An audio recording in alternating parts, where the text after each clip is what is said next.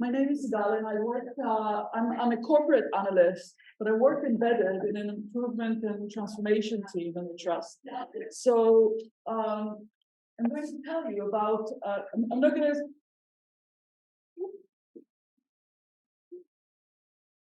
I'm not going to be talking about any data. I'm only going to be talking about how we develop structured analytical support for a really large program.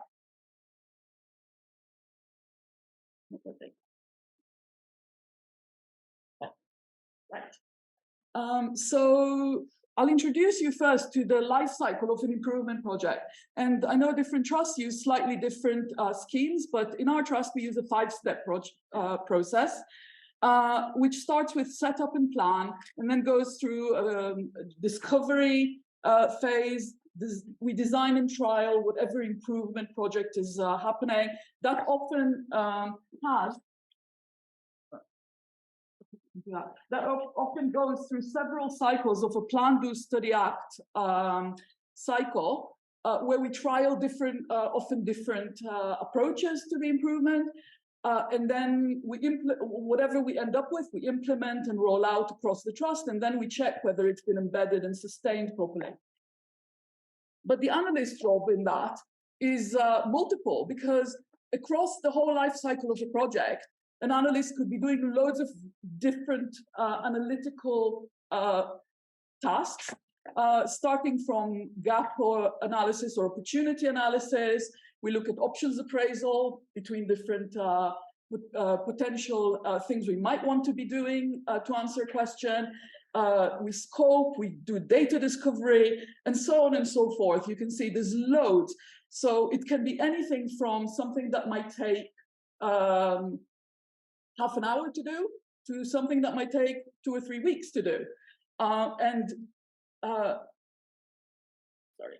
Now, so what's the problem with that? The problem is that each one of those tasks is often looked at in isolation. So you will have, analysts doing them may have no overview of the entire improvement project. They may lack the context for understanding what happened before, what might happen after, and there's no continuity in generating the insights. Moreover, it could be different analysts doing these different tasks, sometimes because of capacity constraints or expertise constraints. People may not be available at the right time with the right skills. So you may get also duplication of effort, where one task gets asked, a lot of different analysts get asked to do the same task. Maybe one of them will do it faster and will get it quicker. I'm sure you're all familiar with that. And then there's also the issue of sometimes you need to upskill people, either in domain knowledge or analytical expertise to actually carry out a task. There's also usually no handover between analysts who do these tasks. So you have no reproducibility. We don't share code. We don't align the data definitions. And what happens is we get multiple versions of the truth. So one analyst will say 3 and the other would say 4, and the person will go, I don't know. And so we lose the trust and assurance that what we're doing is actually correct by our stakeholders. So now scale this up to an organization-wide improvement program, which in our case, at least as of last year, because that changes all the time, we had one board, one delivery group. These govern 3 different task forces, one to do with the front door, one about patient flow, one has to do with discharge. These are overseeing between them approximately 18 projects, work streams. And these work streams, each one has underneath it multiple individual project initiatives, things that people want to look at. And of course, each one might then mean that we need to do multiple plan, do, study, act cycles before we actually hit on the right improvement project. So you can see how this grows exponentially when you scale it up to that level. So our aim was to provide structured and comprehensive analytical support pipeline. we wanted to cover the life cycle, not just of each individual project, but actually of the entire program. What we wanted to do is also make sure that we co-design everything, including the analytical work, with the stakeholders. And that could be anything from clinical, operational. We needed to liaise with digital services sometimes to get new flags on the system, things like that. Moreover, we wanted to maintain oversight of work from multiple corporate and individual analysts and teams. And that's because one analyst can't possibly do all this work. But in order to maintain line of sight across the whole thing, we needed to align everything together. So what I'm showing you here, the details are not that important, but what I'm showing you is actually what my pipeline looked like when it was still in Excel. We've moved to an automated system now, but basically what it has is every single analytical requirement for every project, for every scheme, for every task force, across all the levels of this program, and all the right information. So I've got what the analytical requirement is, so gap analysis, impact analysis, what the start date, end date for that analytical requirement is, how we also collect how long it takes to actually do the work on each one of these, who the responsible analyst is, who the project lead is, so the improvement project with the leaders, what the project status is, we keep that up to date, and at the end we've got a link, so when the project is done, you can at the click of a button see what the outputs from that analytical task was. And on the right, we also have a sort of Gantt chart, which looks at when are we going to do this? How are we going to plan this? And how are we going to plan our resourcing around doing the work so that nothing gets left behind? The second level is then coming up with a measurement plan across all those different levels. So you need to, in an improvement project, I hope people are familiar, but if not, we've got outcome measures, which is what we want to achieve. Then we've got process measures, which is how we're going to achieve that. And then balancing measures, making sure that we're not actually making something worse while we're making something else better. Okay? All of these need to be agreed with the relevant bodies, the task forces, the boards, whatever, at the right level. And then we go on and develop the details. So we source the data, we create a very detailed data definition, we write code if necessary, and we try to use common currency across these so that you're able to compare improvement across projects, which is something that I've really been trying to push for. It's not quite embedded yet in the trust, but I'm hoping that it's coming. So, and at the end, of course, we've got a sign-off process where everybody agrees, yes, this is what we're looking at.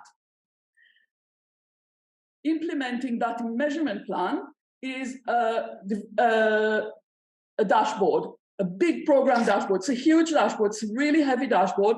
Basically, it's co-designed again with the stakeholders to give them the information they need to either self-service or to do their own analysis, or to even say to another analyst, could you look at this? Could you look at that? It is fully interactive. It is modular in the sense that you can add or remove metrics relatively easily. So it's the data model works with that, and it's made completely accessible across the trust. So it's been used not only by the improvement program, but actually it's been used by others, and also cited as best practice, because all the data definitions, all the information is there, so you can actually really understand what each one of those metrics is showing, how it's extracted, what it's doing. This then, the dashboard and the measurement plan lay the foundations for allowing the rapid development of other data products across the whole program and each project as well. So because my data sets are already available, they're part of the dashboard, in fact, I can and I don't have to start from scratch every time. I don't have to write a SQL for every individual one of those projects. I can just use the data I've already cleaned and using the right definitions and everything. Because it's so flexible, I can just build whatever I want in and out. The turnaround for deep dives, impact analysis, everything reduced basically from days or sometimes weeks to hours, because everything is at my fingertips. We've already agreed what I need to look at. All I need to do is sit there, interpret it, look at what's happening, write it into a paper. Really easy. And what happened is that you get growing acceptance of the importance of the metrics, but also the importance of looking at them in this way. So it's actually worked to increase data literacy across the people who use it. And just to finish, I wanted to go through some of the difficulties we've run into, but also the advantages that came with front-loading this the analytical function for a big structured approach like that, because it is a lot of work when the program first starts. You do everything. You have to do all of that within the space of well, a reasonably short time to enable all of this work to be done for the project that start immediately. So it was difficult ring-fencing time at the program initiation, but actually what happened then is that everything else was streamlined. So from about 3 months in, it was basically just smooth sailing, which was more or less, which was brilliant. Also, it was difficult to commit the analytical capacity at the project start. But what happened is that we got increased domain knowledge, so the analysts who actually were involved from the get-go knew what they were talking about, knew what they were doing. The code, I could be more certain that the code I was getting would be the right code and that it's been agreed within the division or at whatever level that metric needed to be looked at. Then there's the co-production with stakeholders, which has really increased the confidence that our customers have in whatever we produce. Keeping oversight of a large number of projects was very difficult, but it actually created a lot of consistency and reduced duplication of effort. Because if everybody knew what they were doing, I had oversight, I could tell who was doing what. We then had, I'm going to skip, you can read this, obviously, but I think that one of the biggest difficulties, I'm going to jump to it at the very end there, is shifting organizational priorities. And there's really very little you can do, but actually doing a modular data model like that cut across the entire program was really helpful there. And what it did do is create an increased appetite for more and more data and more analytics, which makes us actually victims of our own success, but we do all want that to happen, don't we? That there is more appetite. So I will finish with that, and I will. Time for one question. Anybody?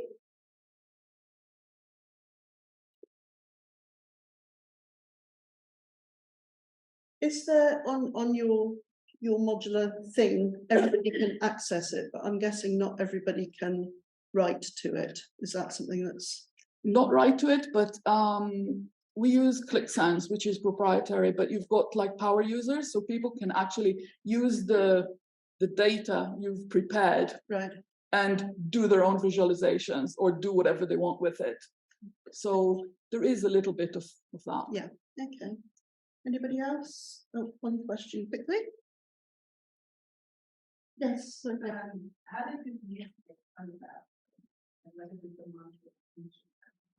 There was a huge program, and we needed to supply all the analytics around it. And previously, we just literally, I was pulled in to do this, do that, do the other. And when they increased the size of the program, we just decided that we were going to try and use a more structured approach, which is how this all came about. So, okay.